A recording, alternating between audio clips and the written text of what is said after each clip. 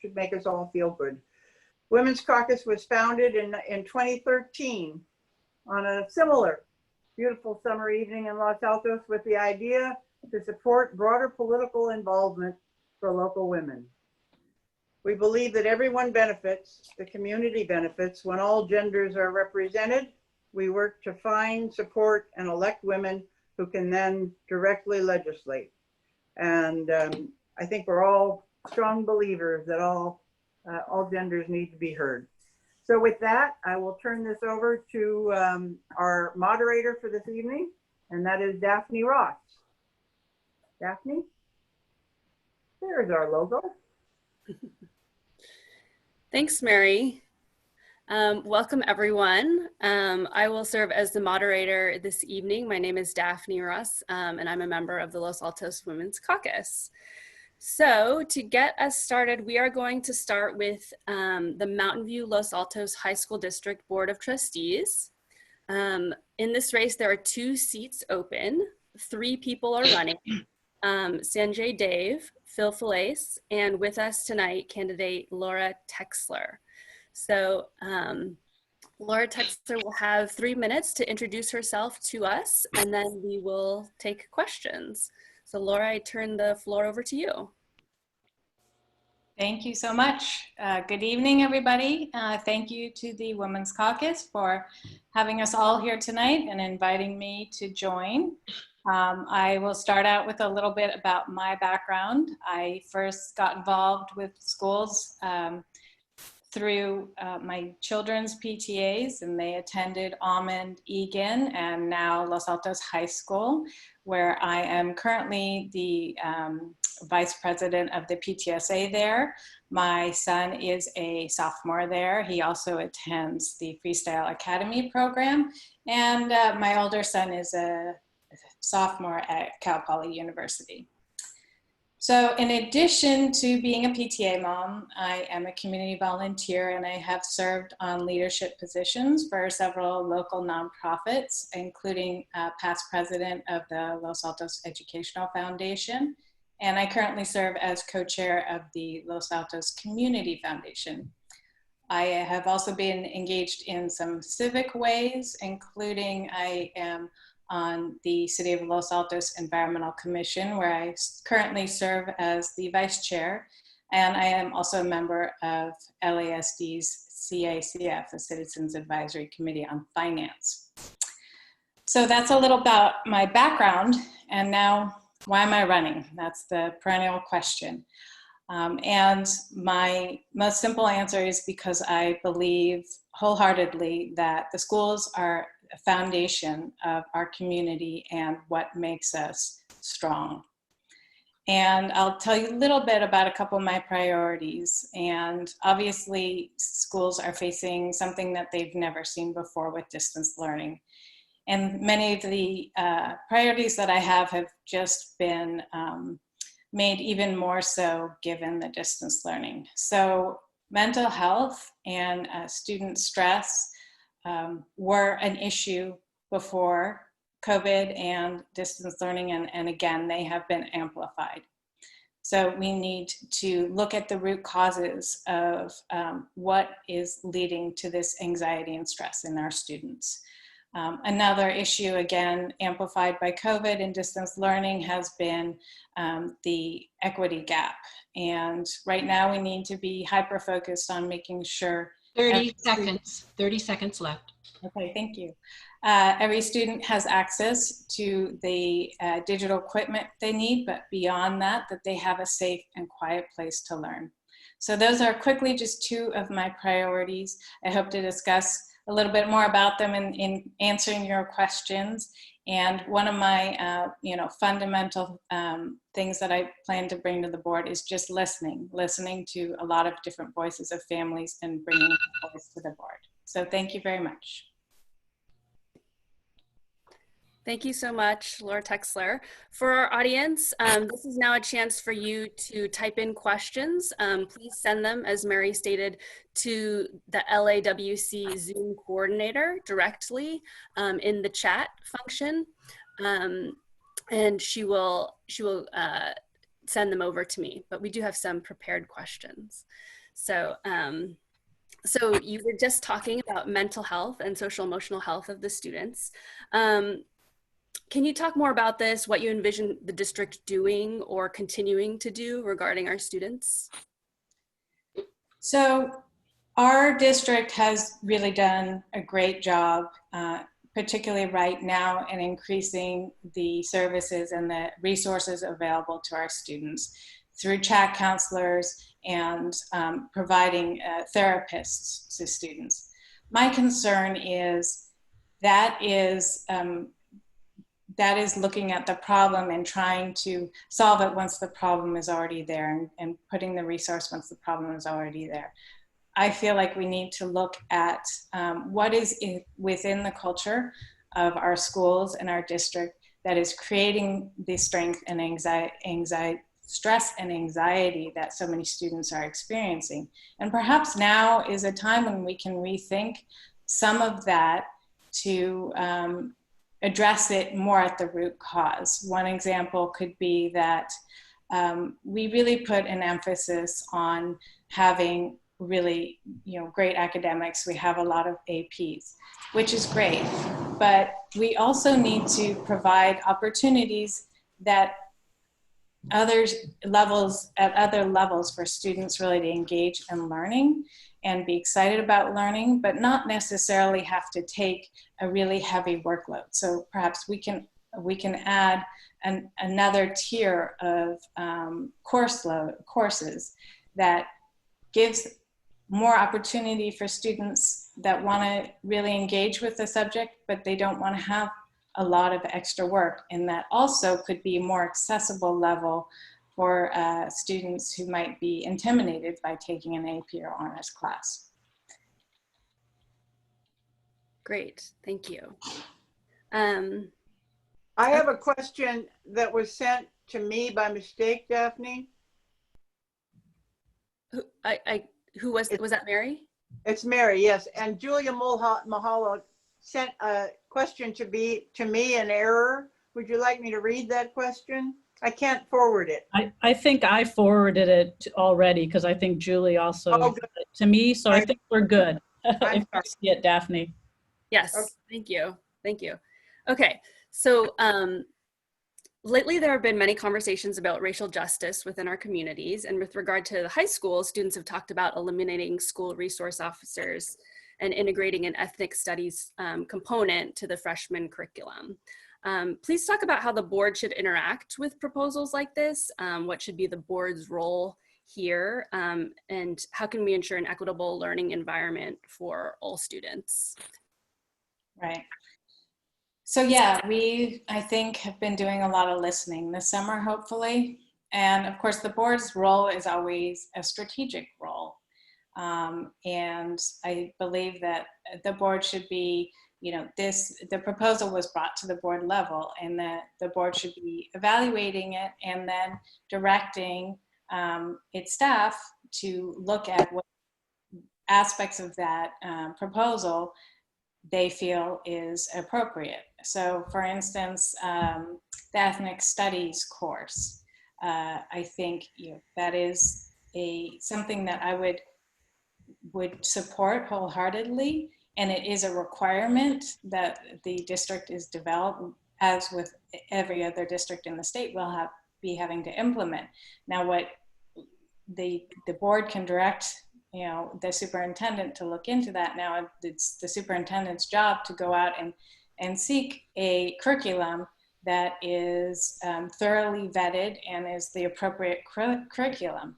So as a board member, I would support accelerating the adoption of that curriculum, but I would also look to my superintendent to ensure that they were selecting a curriculum that was appropriate and had been thoroughly vetted, so that I was comfortable with adopting that. As far as the SRO discussion, I don't know if I have longer to answer this, but as far as the SRO discussion, this is something that is going to involve not only MVLA, but also the police departments. And I do think it's appropriate for board members to be involved in that discussion with their counterparts on the city councils and ultimately with police departments to ensure that we are providing a resource that supports our students. And we're hearing that the SROs may not be providing students the support that we are intending in that position. If that's the case, how can we better support our students? And my concern as board member would be to make sure that we don't lose that resource, that we replace it with a resource that can better support our students. Great, thank you.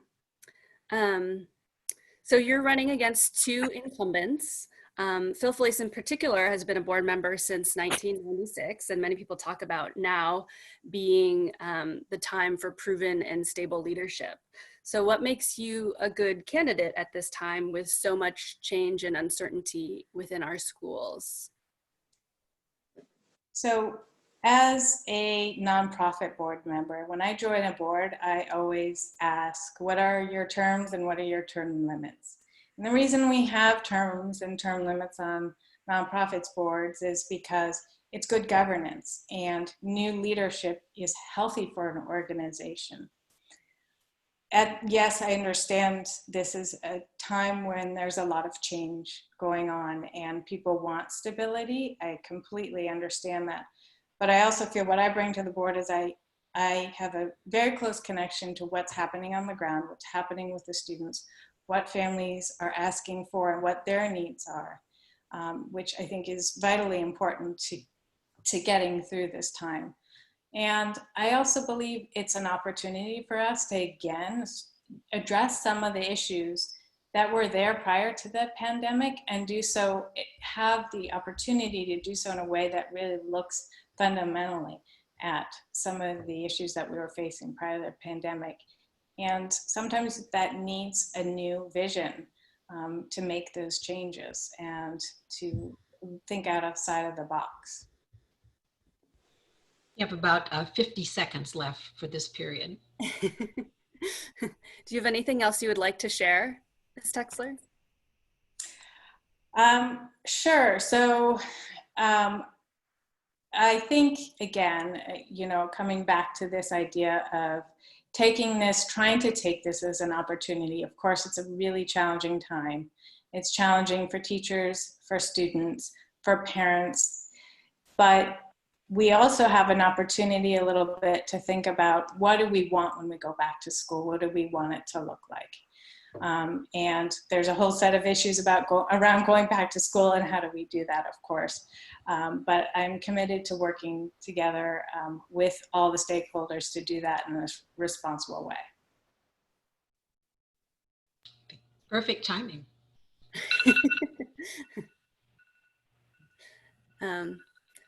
Thank you so much for being with us, Laura Teksler. We are going to move on to our second local race tonight, which is the Foothill-De Anza Community College District Board of Trustees. There are 3 seats open in this race with 4 people running: Gilbert Wong, Peter Landsberger, Govind Tatachari, and with us tonight, Laura Casas. Welcome, Laura. Well, good evening. Do you want me to start my statement? Yes, you have 3 minutes. Okay. Well, thank you, Los Altos Women's Caucus, for having Democracy in Action tonight. I love this. I love seeing involved women. And so thank you for the opportunity to speak to you. I am your trustee to the Foothill-De Anza Community College District, and I have been your trustee for the last 15 years. So I'm pretty familiar with the management, the workings, the operations of the district. So I do think having some savvy know-how how things work goes a long way, especially in these challenging times. COVID was especially difficult because we had a lot of faculty that had to learn how to do online transition from face-to-face. And we had professional development and all kinds of things to help that transition, which was difficult, but it was very successful. And so Going forward, I want to praise our staff and our faculty for their heroic actions. My strengths, I'm chair right now of the Audit and Finance Committee. I've been a statewide leader on the Community College Board, elected by my peers. I've been on the advisory board to the Board of Governors on technology, distance learning. So I feel I do have some know-how on state legislation. And going forward, as far as our priorities are concerned, or my specific priorities, we really need to balance the budget and keep our academic excellence. We are one of the highest transfer colleges to four-year institutions, UC, CSU, and four-year colleges. I'm very proud of that fact. We also are narrowing the achievement gap. Of course, keeping those transfer classes, those workforce development classes, and classes that support our support services for our students in need are of high priority to me. But the other priority, of course, is, and thank you to the voters of our region for authorizing a bond measure. We have a bond measure, and we're going to have to really judiciously manage that bond measure, possibly for future assistance in student housing or employee housing. It's become a big issue in our area, and if we want to maintain academic excellence, we have to have good academic professors. 27 seconds left. I thank you for listening to me tonight.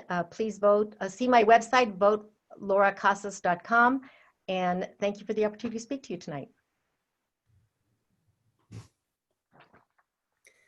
Thank you, Laura. Again, for our audience, you can direct your questions in the Zoom chat to LAWC Zoom coordinator for Laura Casas.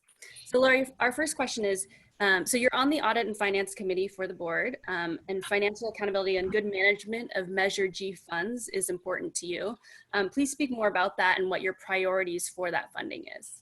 Well, that funding was laid out, it's specifically laid out in what the voters voted for. So at least 100 million is going to go towards upgrading our technology, and technology is very expensive, and we're probably going to have you know, software or replacement of computers and all kinds of things for the next 15 years, and that's laid out. There's ongoing maintenance. There's a refurbishing of our athletic fields. There's possibly acquiring and construction of some buildings. So that is all part of the bond measure, and thank you to the voters.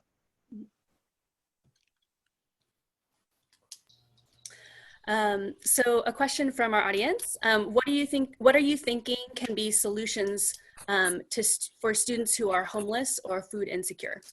Okay, well, our college district has addressed that. We work very directly with the Harvest Food Bank, and we supply all our students that are where there's a need identified a week's worth of groceries. That's both at Anza College and at Foothill College. As far as housing is concerned, there was Mark Berman had a piece of legislation. It did not pass the legislature on making our parking lots open to students. That is not of the law now. But if there is an emergency with our students, and it has to be an emergency, there's temporary parking with the church across Anza College, and it's limited to 5 days. So if there is sort of identifiable emergency, there is something that can be done with those kinds of students. And do you think it makes sense for the college to be building its own housing? That it remains to be seen. We're going to have community input, and they're through the shared governance process, and they're going to come to the board with ideas. I know some board members are concerned about actually managing housing. I think we would like to do like the joint powers agreement that we have with Fremont Union School District, and also the agreement that we have with Yosemite and Palo Alto, where we have a shared space with Mountain View, Los Altos, and Fremont Union School District, and Mountain View Wisman School District. But that's a drop in the bucket. But we'd like to do some partnerships, and maybe with third-party managing housing. We don't want to be directly involved with the management of the housing. So the board voted to close the Flint Center last year due to costs of structural upgrades for safety and such. Please talk about that decision and any plans you envision for the future of that site. Okay, so that was a really hard decision. It was, the Flint Center is beloved by the community, and there was a lot of, concern about that. But the Flint Center was only occupied 82 days out of the year. And those 82 days included a rehearsal. We have rehearsal time.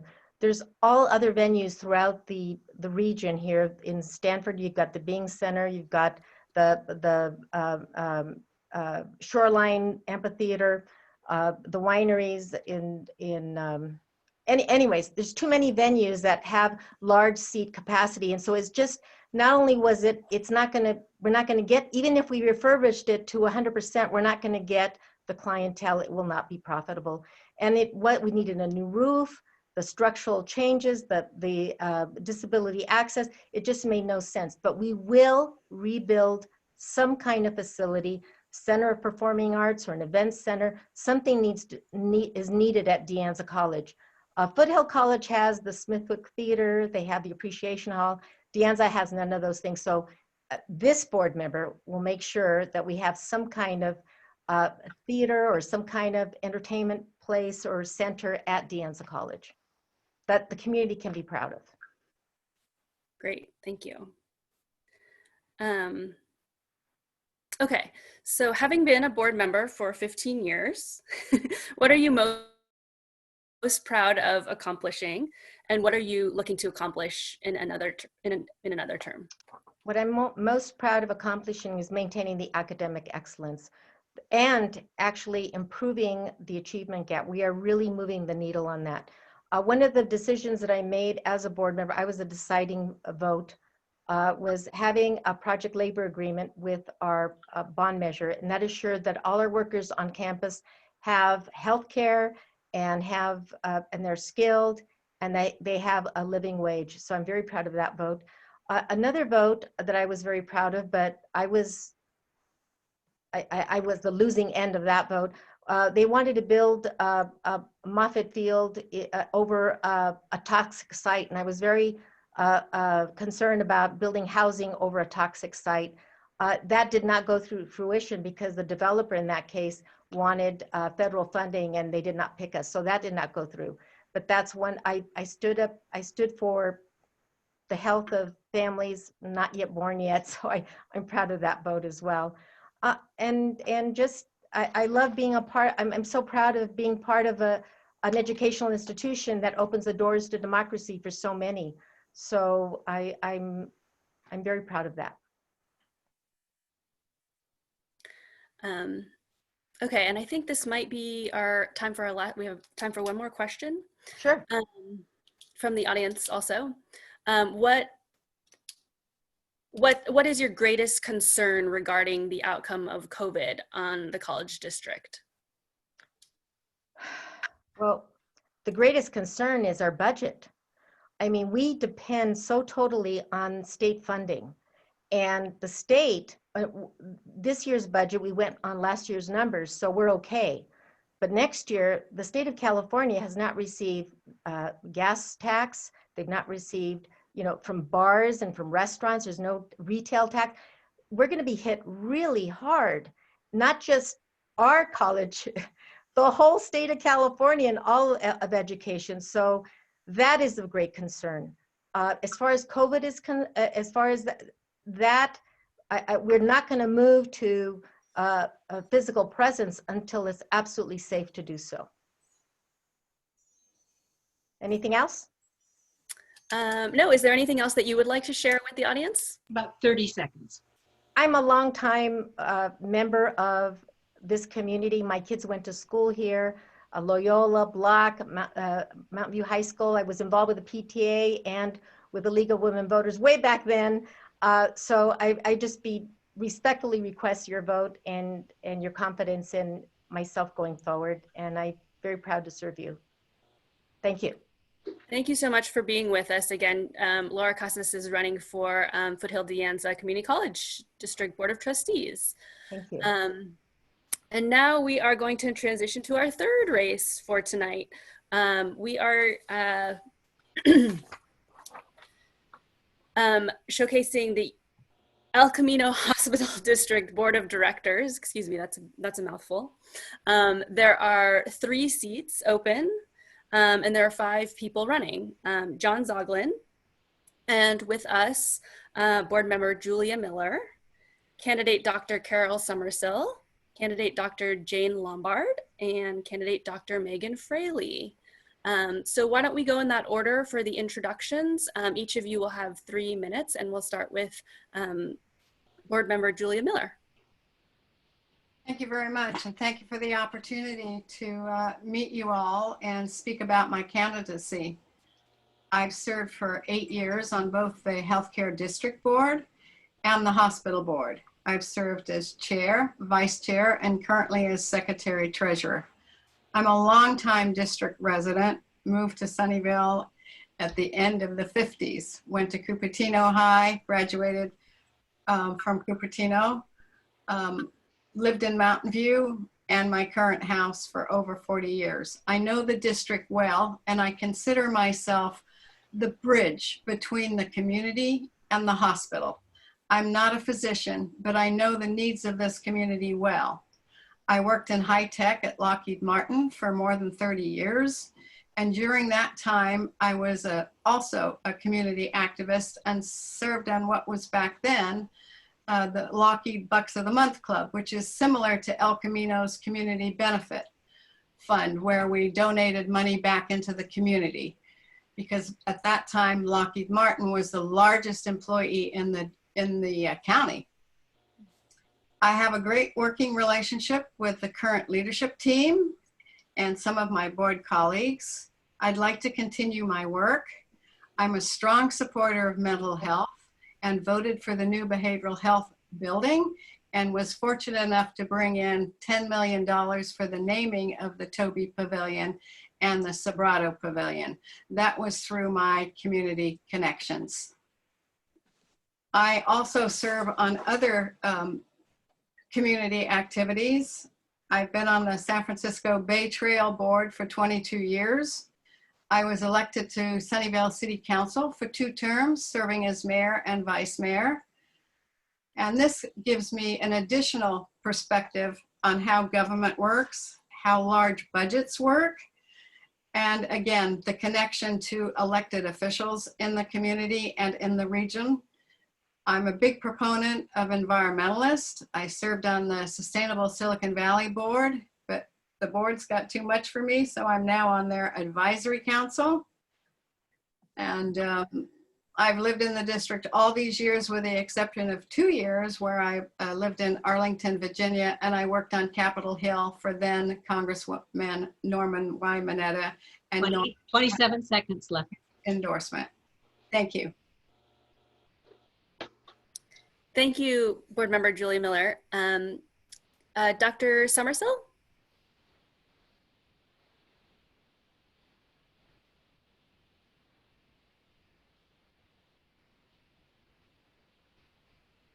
Is she with us? Yeah, she shows that way. Hello, somebody, am I unmuted? Oh, yes, we can hear you now. Go ahead, you have 3 minutes. Hello, I'm Dr. Carol Summersell, and I just want to thank you for the opportunity to have you get to know me a little bit better as I run for Director El Camino Healthcare District. I am a physician who started my practice at O'Connor Hospital when it was the Daughters of Charity Hospital way back when. And then when I moved up here to Mountain View over 2 decades ago, I moved my practice with me to El Camino. One of the strengths of El Camino Hospital is that it is run by the community. And being run by the community elevates the quality of care in this hospital. Having the Stanford Physician Group, having the Palo Alto Medical Foundation Physician Group, and the independents all working together ensures that it's not insular and that each group is watching the other group to elevate that care. I have seen in other hospitals what happens when one group takes over. For instance, at Regional Medical Center, I do emergency care when the team can't come in every once in a while. And they have closed their entire department of OBGYN because it wasn't making money.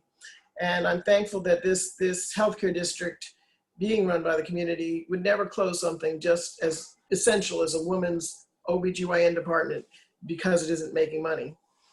I am interested as a board member of keeping this quality by keeping those groups in the hospital and also improving access to care.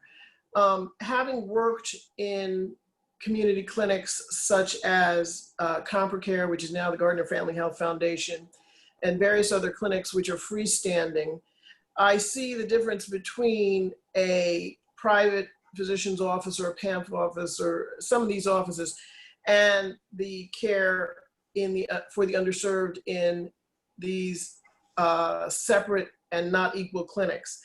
I would really love to work with the hospital in finding a way to integrate the care of our underinsured more seamlessly into our hospital system, so they are not having to shuttle to other cities for basic services. I also would like to be involved in securing that some of those subsidies that we're giving to other places do come back to us as we bring the underinsured back into our fold. So I look forward to talking more with you about all this. Thank you. Thank you, Dr. Summersille. Dr. Lombard, we'll transition to you. You have 3 minutes. Oh, thank you. I couldn't tell, was Jane Fraley or Meghan Fraley?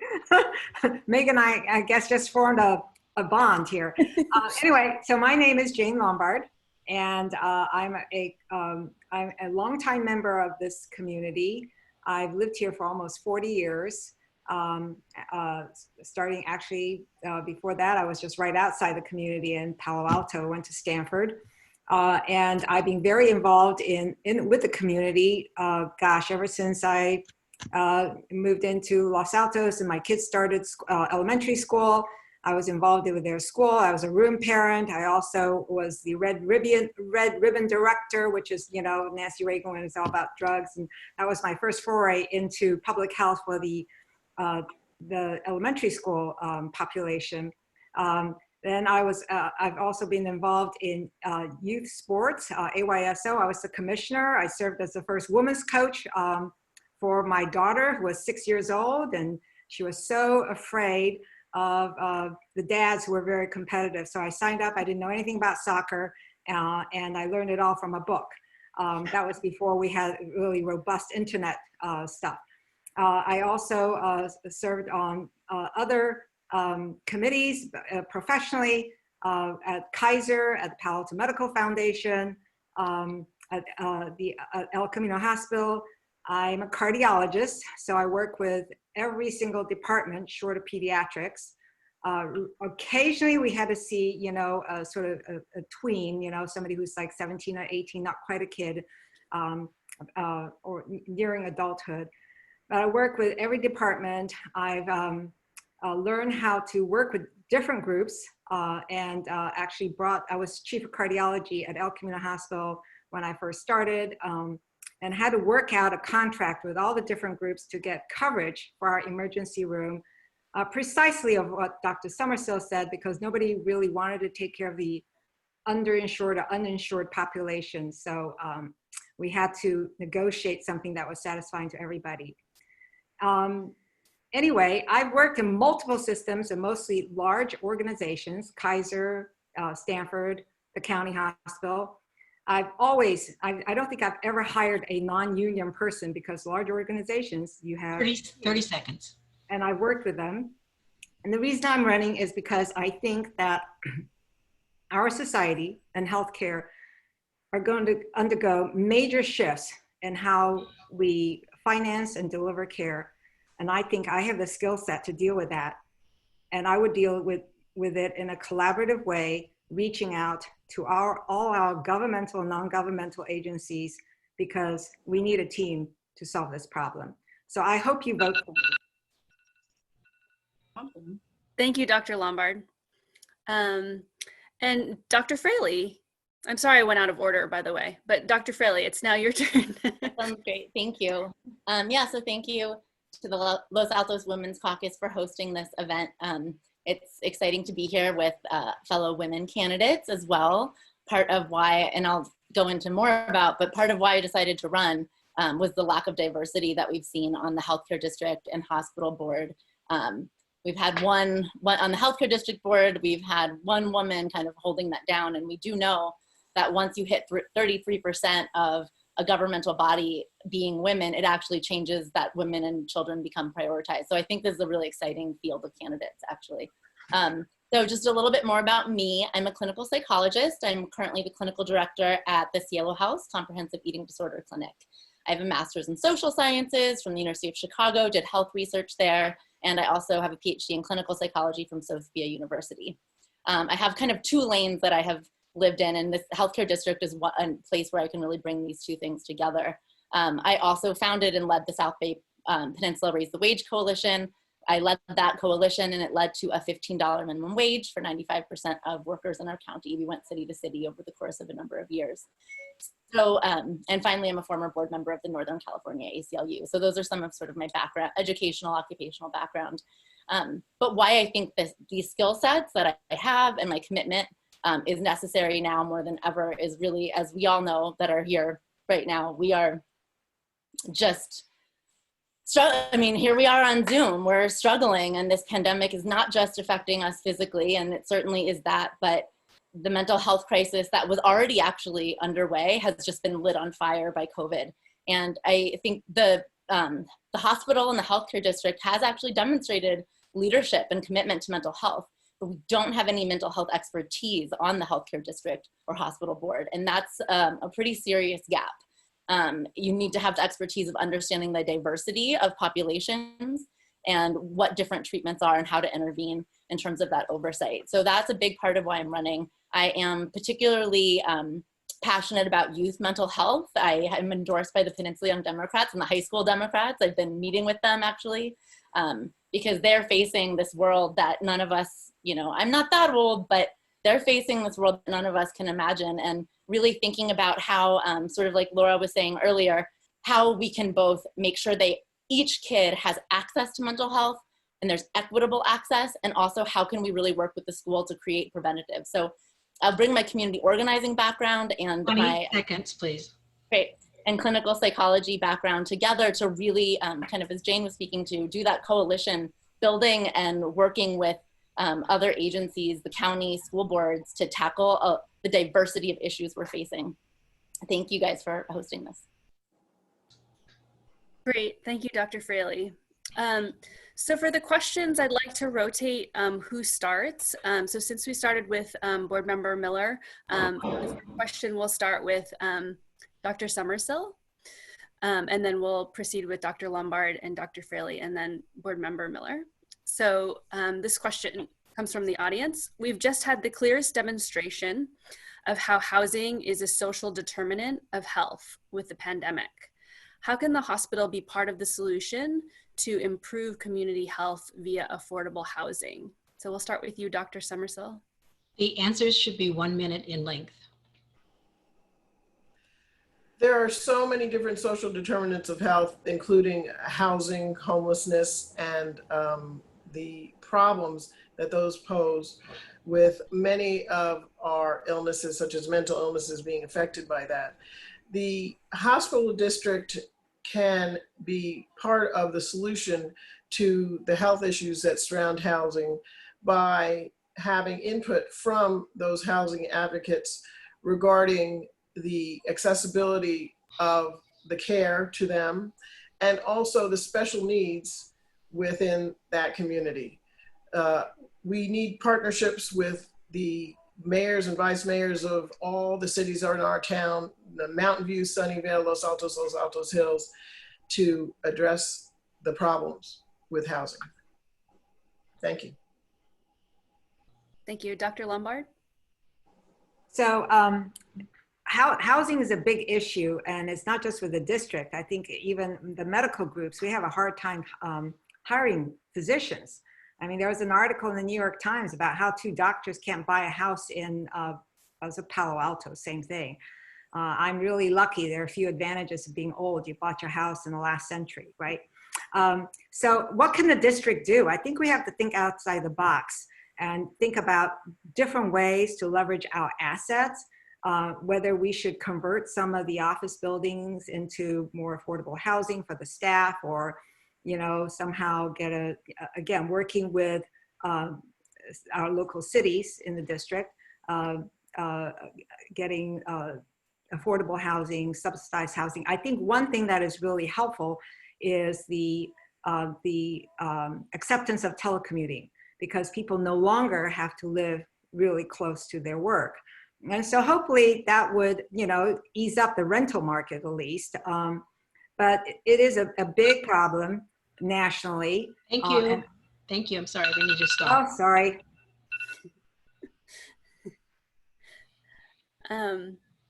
Dr. Fraley? Great. Yeah, thank you. And this is really a big part of why I'm running, is bridging that community organizing, community involvement with the healthcare, with that role of the healthcare district. So I think the split between the hospital board and the healthcare district board is a really wonderful thing that was created. I think 2009 is when they created that separation, because the healthcare district is more than just a hospital. The healthcare district is this agency, right? This board that is there to oversee what are the critical and unmet needs in our community, and how can we address them. In the 50s, that meant building a hospital, and what does that mean now? And I think just one piece of what we can do is actually start lobbying more, doing we have the research, doing the research, and going to the state legislature and actually talking about what's happening in our community and what policy changes do we need to see to actually enable our community to thrive, because there are so many social determinants of health that are beyond just the care that you give at the hospital. I was going to say one other thing to that. Yeah, no, just people are really struggling, and I think we all do that. Your time is up. Thank you. Thank you. So we'll start this next round with Dr. Lombard. Would you support getting more money from the hospital for the district to use for community health? Did you want me to answer that question? Oh, I'm sorry. Board Member Miller, I'm sorry. Please go ahead with the first question. If you don't want me to, that's fine, but I have a different perspective. Oh, yes. Would you like me to repeat the question, or? I have the question. Thank you. Please go ahead. Sorry. The district really doesn't deal with housing. We do deal with healthy body, healthy mind, and healthy community, but we don't focus on providing housing for the community. What we do look to in the future is the district owns 2 pieces of property, and we are considering whether that should be for workplace housing or if it should be for housing for patients, similar to a Ronald McDonald House, etc. But that is not part of our mission to provide housing for the community. We do provide community benefits, which help covering those other parts of the pillars per se, like mental health, enough food. And there was recent legislation that went into effect at the beginning of the year that whenever a patient is discharged from the hospital, there has to be a place for that patient to go to. It has to be confirmed. Sorry, your time is up.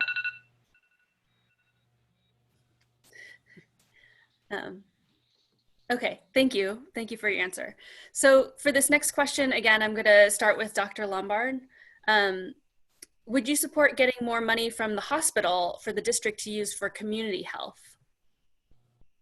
So for those who I don't know how many people are well versed with the finances of the hospital, but there is a certain bucket that comes out of the district, and it's, you know, the tax dollars, and then there's another bucket that is coming from the corporation, which is the hospital. And the hospital has done very well in the past, and I expect it to do very well in the future. And I think considering that there is growing inequity in healthcare, I would think it's most prudent that the some of the revenue returns on the income from the corporation will be invested back into the community so that more people can have affordable care. And traditionally, it's been the money's been given out through grants through the community benefit committee. But I think we need to have a more integrated system so that it is a systemic approach to delivering quality, affordable care. Thank you. Thank you. Dr. Fraley, same question. Will you repeat the question for me? Sure. The Would you community support benefits dollar? Oh yeah, go ahead. Would you support getting more money from the hospital for the districts to use for community health? Yeah, absolutely. I'm going to start a timer. So the hospital does give money in grants. I think Dr. Lombard explained it very well, but and they also, you know, do cover a lot of uninsured, do actually have a lot of unreimbursed Medi-Cal expenses. And the hospital also gets a lot of tax breaks from being part of this healthcare district. And so I do think that really just identifying how much money is needed, really we have to start from that strategy perspective of like, what does our community need to meet these unmet needs and how do we do it? And that's the guiding force, right? So if we need more money put into community benefits programs, then that's what we need to figure out a way to do. And I think being really efficient with money and thinking about things like telemedicine and thinking about creating digital equity is important in terms of kind of having more access and equity in healthcare. Thank you. Board Member Miller, same question. Thank you. The district taxpayers' community benefits money is controlled by a percentage of the taxpayers' dollars on their property tax bill. The board has no determination on what that percentage is. The good part is that property is expanding in the valley, so consequently there's more dollars coming in. It goes up about $1 million each year. The hospital pot of money is done separately by a percentage on what the profits that the hospital has during that year. We also use those dollars to support what we call hospital programs. For example, the Chinese Health Initiative, the South Asian Healthcare District, the library that a lot of the physicians use. And I am currently chairing an ad hoc committee where we are looking at all the details of the community benefits program. I'm doing this along with the CEO, and I will be reporting the findings of that committee at our next meeting. Thank you. Thank you. And Dr. Somersille? Yes, I definitely think that more of the hospital's money should be going to community benefits. The $8 million that is earmarked from the district is amazing because most hospitals aren't doing that. But when we look at where we are in the Silicon Valley and how much this hospital has made, over 100 million, 3 million is a drop in the bucket when this system is part of the community. And so I definitely feel that that bucket should be increased. It should be a percentage so that in lean times, maybe the hospital would not go under giving so much. But 3 million out of 140 something in profit is not a lot. Now I do understand that that doesn't count the people who show up in the ER with no insurance, but a lot of those are subsidized by the government. Thank and you. so yes, I think that should be increased. Thank you. We have another question from the audience. It says, it doesn't feel like many in the community know what the El Camino Healthcare District does or that it even exists. How can the ECHD engage the community better? And how can we know what it does and how it takes care of its workers? So for this question, I'd like to start with Dr. Fraley. Great, thank you. And thank you for that question.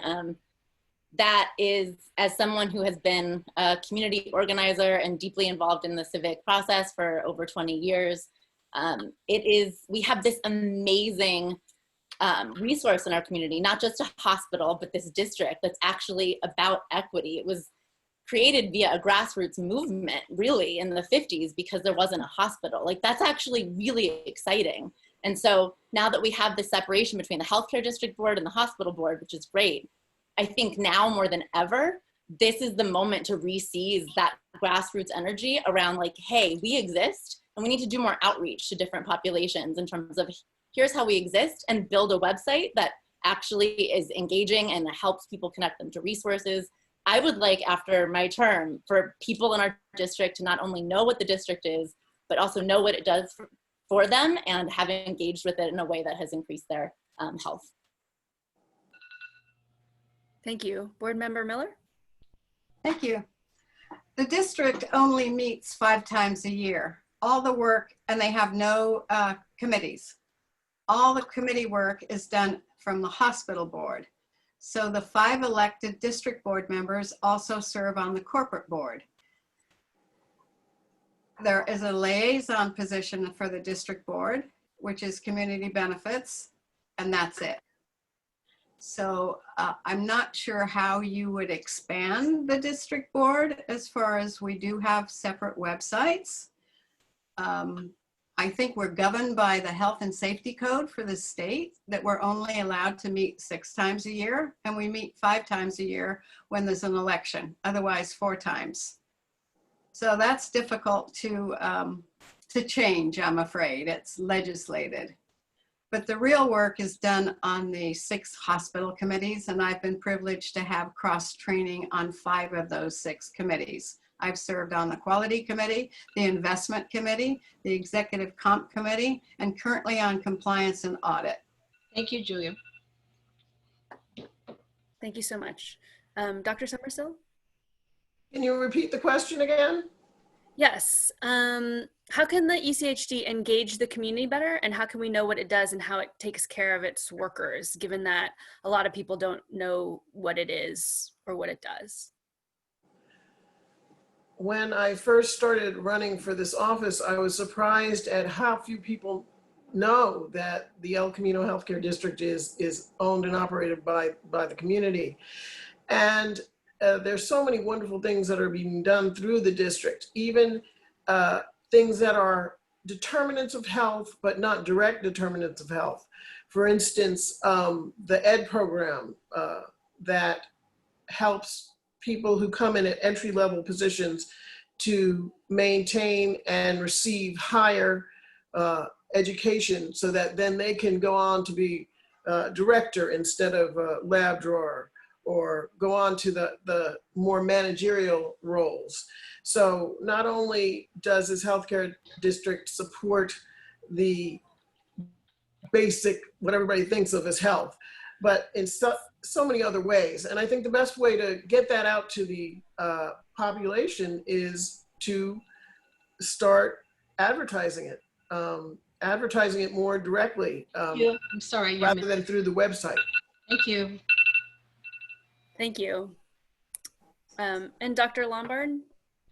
So I think the question is a little confusing, because the district, the question is that, what can the district do for its workers? But the district actually is, the obligation is to the community, to our constituency. The workers are employees of the hospital. I mean, I think we should take care of both, but, and maybe I'll answer as such. As far as the district is concerned, with the COVID, we had noted, we now know that there's a huge need for public health, and the public is not very well educated. Health literacy is poor. So I would say that how do you get the public to know about the district and what it does is start, a program for health literacy, and we can start it, starting in elementary school, and teach people how to take care of themselves.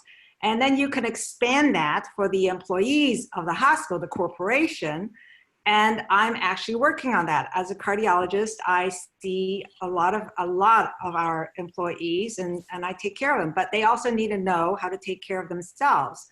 And that's another way. It's all about education. Thank you so much. That's all the time that we have for questions, and I'm sorry sometimes you were cut off, but we're really trying to keep to time since we have so many panelists and another race to get to. But again, those are 4 people running for the El Camino Healthcare District Board of Directors. And now we are going to transition to our last local race of the evening, the Cupertino Union School District Board of Trustees. There are 2 seats open this year and 4 people running. Will Fluelling, and with us tonight, candidate Sudha Kasamsetty, trustee Phyllis Vogel, and trustee Sylvia Leong. So I'll actually go according to our agenda because I didn't do that last time. So board member, or trustee Vogel, why don't you go first? And then trustee Sylvia Leong, and then candidate Sudha Kasamsetty. So Ms. Vogel, you have 3 minutes. Thank you. Can you hear me? Yes. Okay, good. I want to thank the Los Altos Women's Caucus for having us tonight and for hosting this event for women, which I think is really exciting. I would be honored to have the vote of all of the people in your audience tonight. A little bit about my background. I grew up in Los Altos, so Los Altos is near and dear to my heart. Went to school there. And I've been with the Cupertino School District for a very long time, over 50 years. I've been 13 years on the school board, and prior to that, I taught. And then I was a principal for 10 years, and then I was the assistant superintendent. And after I retired in 2005, I joined the board in 2007. So I bring a lot of experience and a lot of history to this position. We've accomplished a lot during the time that I've been on the board, and I'd like to talk a little bit about that. Student achievement is a really high priority for me, as it should be, because that's what we do. We educate kids. We've been very successful with our student achievement. We're one of the highest achieving districts in the state. We're a K-8 district, for those of you who don't know that. We have managed, in spite of shrinking budgets, we've managed to recruit and retain excellent personnel through the course of the years. We've maintained competitive salaries. We have updated curriculum, maybe a little too fast over the last few years, but we got a little behind on that. So that's working well for us. We have maintained fiscal solvency, and we've increased communication and transparency. That was an issue for us a few years ago. And our board has really done a lot to increase and engage our community in what we're doing. Some of the things that we've done are community listening sessions. We have lots of public comment in our board meetings that we always listen to. Our board does board office hours. And we're currently doing a budget roadshow where we are visiting all 25 of our schools to explain the state of our budget and to let our community members know what they can do to help us. Moving forward, I have some priorities that I'd like to talk about. The biggest one is the pandemic. Educating our kids in this pandemic with the current distance learning has been a challenge for us. I think we're doing a good job, thanks to our families and our teachers and our staff for really pitching in and helping our kids do well in this situation. 30 seconds. Thank you. Budget and decline and funding are big issues for us and a priority for me. Declining enrollment, we are expected to be down to 12,000 students, down from 18,000 a few years ago. So we have challenges to face going forward, and I think my continued service to the district will be helpful in maintaining stability. So thank you so much for your time tonight. Thank you so much, Trustee Vogel. Trustee Leong, you have 3 minutes. Hi, can you guys hear me? Yes. Hi. So good evening. Thank you so much for having me and hosting this forum. I'm Sylvia Leong. I'm currently a trustee for the Cupertino Union School District. In 2019, I was unanimously appointed to the school board from a field of 16 other candidates. At that time, I was a lot like many of you. I had served in pretty much every volunteer role you can think of, from walking school bus and safety patrol to graduation chair and PTO president. But something happened while I was working closely with teachers, parents, and students as we planned programs and events together. I saw that for me and for so many families, being an active part of the community was very important to me, because our schools are our communities. It's who we raise our kids with. It's where we meet lifelong friends, and it's who our villages become. And so as I learned more about the school board, I realized that a role existed where I could help build a better community for every family and every student. I've always believed that education is transformative. I'm a product of the California public school system, and it transformed me. So much so that I've been working in education and with students for over 20 years, and I bring that experience with me as I govern our district today. Professionally, my background is in college admissions. I've worked at several universities, including USC, Carnegie Mellon, and UC Berkeley. And before that, I was an ESL teacher, teaching English as a foreign language in China. In the 2 years I've been on the board, I've worked to increase communication between the district and community, made decisions to keep our district financially healthy, and advocated tirelessly for holistic education, balancing our academic excellence with a strong emphasis on social and emotional well-being.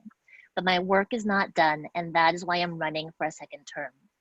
We've had ongoing budget challenges, declining enrollment, and increased costs, but right now we face our biggest challenge with this pandemic. There are new things we need to focus on: delivering quality distance learning, bridging digital divides, creating opportunities for social and emotional connection, and above all, keeping our students and our staff safe. This year we commemorate the 100th anniversary of women's suffrage, and the significance is not lost on me that it wasn't too long ago that someone like myself, the daughter of immigrants, could not even think of serving in public office. I'm grateful for the women who came before me, who paved the way, and I see a responsibility to the women who will come after me, including those in my daughter's generation, to be the kind of leader who leads with compassion and creates opportunities for others. As we weather this pandemic together, we've seen that schools and learning environments may change. What won't change is my commitment to listening, inclusion, and community. Thank you. Thank you, Trustee Leong. And now candidate Kasamsetty, you have 3 minutes. Can you guys hear me? Yes. Hi, again, thank you so much for the wonderful opportunity and providing this platform. My name is Sudha, and yes, I'm running for Cupertino School Board. I have a master's degree in computer engineering, and I've been an engineering leader for the past 19 years. But most importantly, I've been a resident of Cupertino for the past 16 years and have raised 2 children in CUSD schools, with my younger one currently enrolled in CUSD. I've had the pleasure of participating as an active parent volunteer in every school program, such as PDA or PTA Reflections and Project Cornerstone. I've probably taken up every volunteering job out there in our elementary schools. I've also sought to impact our local community further by founding and building a dance school in Cupertino for the past 15 years, teaching over 1,000 students to be great dancers and as well as strong leaders. In that same vein, my experience as an engineering leader in the Silicon Valley for the past 19 years has inspired me to organize and lead conferences to inspire and bring more than 1,500 women leaders in tech.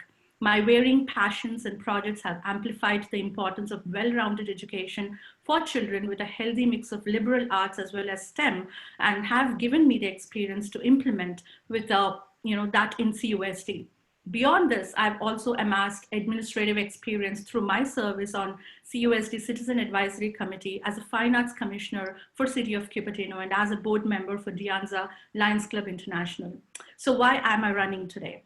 As a parent of 2 kids in Cupertino schools, I know firsthand how important Cupertino schools are for the parents and community in general. Excellent schools are the legacy of our community. I decided to run because there is a need to impart the serious urgency to fix our finances and increase parent engagement, now more so than ever. My idea is simple: make parents and community equal partners to the board in deciding the district future.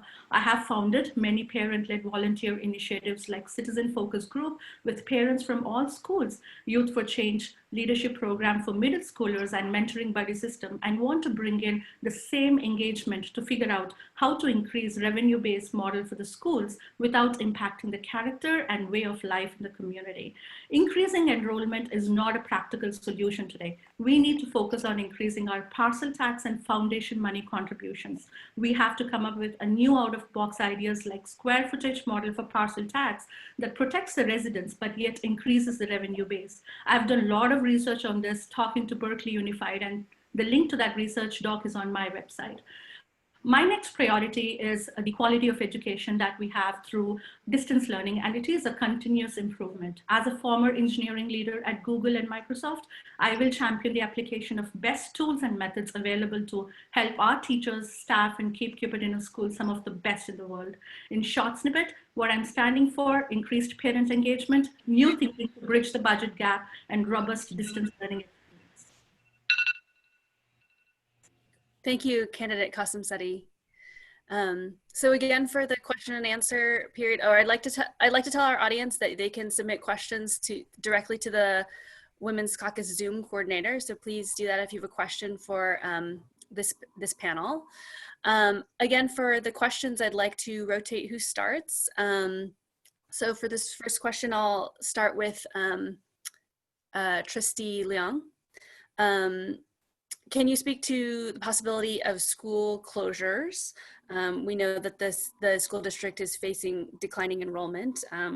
You know, what can you do about that, and how would it be communicated with parents and caregivers? Sure, and I have 1 minute. Okay. So yeah, it's true. We're one of the lowest funded districts in California, and with declining enrollment, it means that every year we're getting less money from the state. And as Phyllis had mentioned earlier, we're anticipating probably going down to close to 12,000 students at some point in the next few years. So we've actually cut our budget every year for the last 6 years. So we've cut over $10 million in our budget.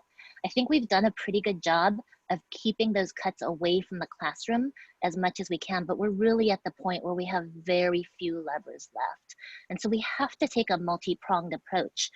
We have to look at ways to remove operational inefficiency, but we also have to look for ways to increase revenue. So like preschools, which we started a couple of years ago, like after school programs, like the CUSD United, which is a program to get more parent donations, or something like a parcel tax, whatever that model would be. There is no silver bullet approach. Thank you. I'm sorry, your time's up. Sorry. Thank you. Trustee Vogel? Yes, thank you. I'm sorry. I think it's actually. Oh, it's not me. You're right. Yeah, I think it's candidate Kasamsetty's turn.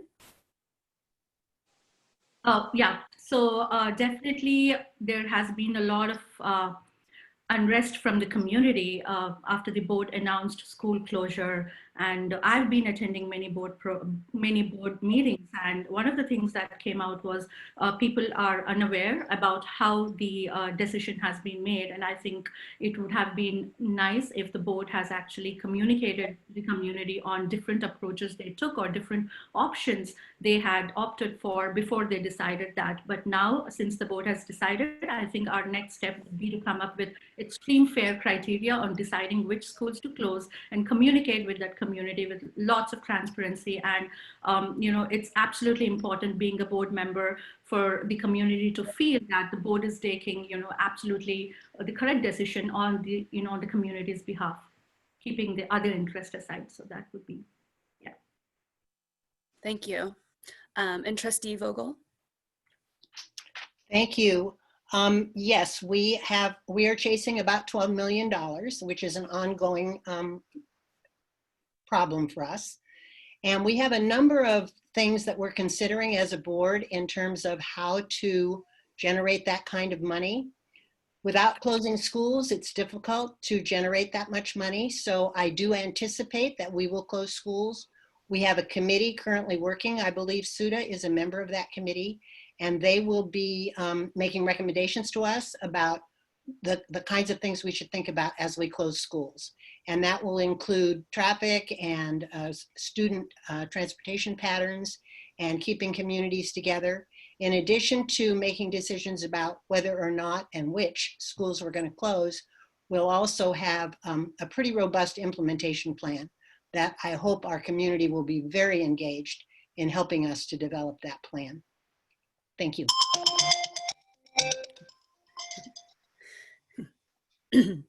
Okay, let's stay on that topic of financial stability, because I know it's a big issue in Cupertino Union. Talk more about financial stability and fiscal responsibility and what you think needs to be done. We'll start with candidate Kasamsetty. Sure. So it's not a hidden fact that we are facing. Sorry, can you hear me? Go ahead, yes. So it's not a hidden fact that CUSD is facing financial issues. So there has to be a long-term and short-term solution.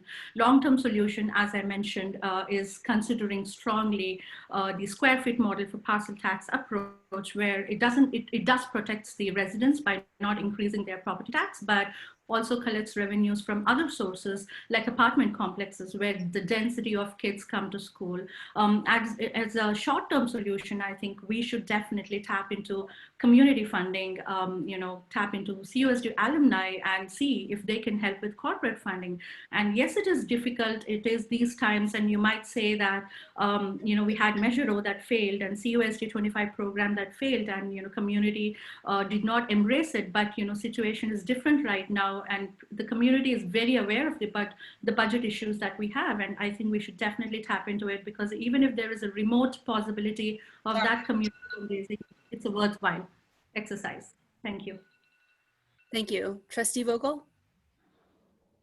Thank you. Yes, we probably will be going out in the spring for some sort of a ballot measure to increase our revenue. That will be some sort of a tax, either a parcel tax as we have known it in the past, or a square footage parcel tax. We haven't made any decision on that yet.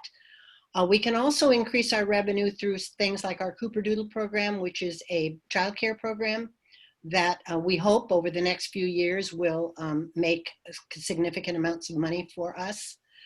The budget is a huge issue, and CUSD United, as Sylvia mentioned earlier, is another possibility for the parents to actually donate to the district in addition to donating to their neighborhood schools.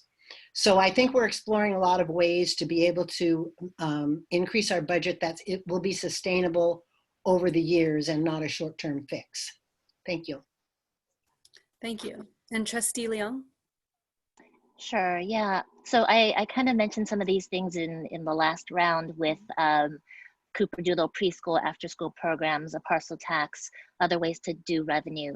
But really, when we look at it, our goal is education. Our focus is on educating our students and really looking at what's the best educational environment and learning environment for them. The reality is we have to prioritize people and programs over properties. I understand the natural attachment to your neighborhood school, to all of our neighborhood schools. I think it's important that the reason that we love our schools isn't because of the buildings. It's because of the people. It's because of the teachers. It's because of the programs. And in order for us to have those programs and peoples that make our schools great, we have to do everything we can to resource them, to give them what they need, to be able to pay our teachers, to be able to provide the support and the curriculum and all those things. And so when we think about that and we are able to reframe that budget, because in the end, a budget is a statement of our values. We have to prioritize people and programs. Thank you so much. Okay, this is the last question for this panel. Because there is so much uncertainty and change in our schools, what makes you a good candidate at this particular moment in time? Trustee Vogel, I'll start with you. Okay. I think this is a time that is pretty tumultuous, and I think this my election would bring stability to the board. I also think the value that I add is that my experience and my leadership opportunities and experience that I've had over the years. So I would like to continue for another 4 years. I'm passionate about public education, and I think I have a lot to offer the district. And I think that my track record over the last 13 years as a board member and over the last 40 years as a staff member speak for themselves. So thank you. Thank you. And Trustee Leong? So for me, professionally, I've been in education for 20 years, working in the classroom, but also in administration. It's given me the opportunity to see what student success looks like at different levels. I've actually even been in our CUSD classrooms as a substitute teacher, so I've seen what it looks like to implement new curriculum and how our students are doing academically, socially, and emotionally. But I've also been invested in the community for many years as a parent leader. And through that, I've had the opportunity to listen and learn from different stakeholders. We have 25 schools in 6 different cities. It is the largest elementary district in Northern California, and they're very different communities.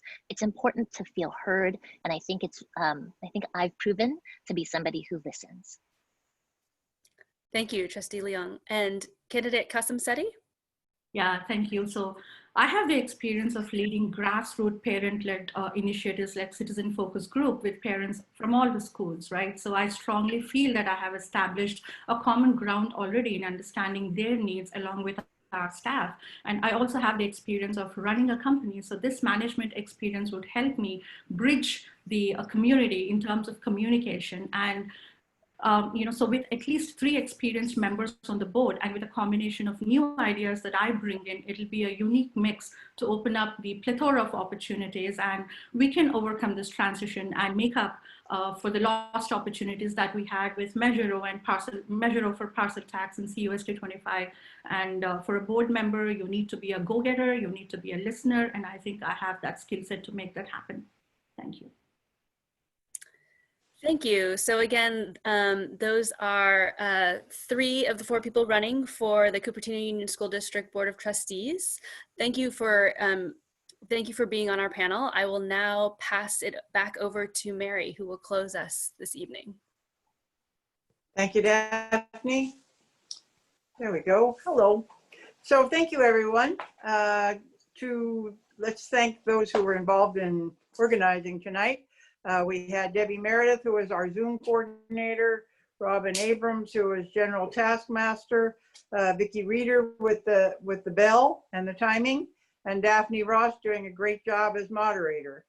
We thank all of them, and of course we thank our candidates for letting us understand better where they stand on many of these issues, and the 48 people who were here as to listen to their candidates. As we all know, this is a very important election in every way. There are lots of challenges nationally, but also obviously locally. And I personally appreciate having learned as much as I have from our candidates tonight. And I say to everyone, aren't we fortunate to have so many talented and dedicated women who are anxious to continue their contributions to our community. We're a lucky community for that. So come again next week, same time, same station. You'll need a new Zoom invitation, but next week we will have the women who are running for Los Altos City Council. So with that, it's just a beautiful evening. We're grateful for having all of you there. And thank you again to the candidates and to all those who worked to put this together.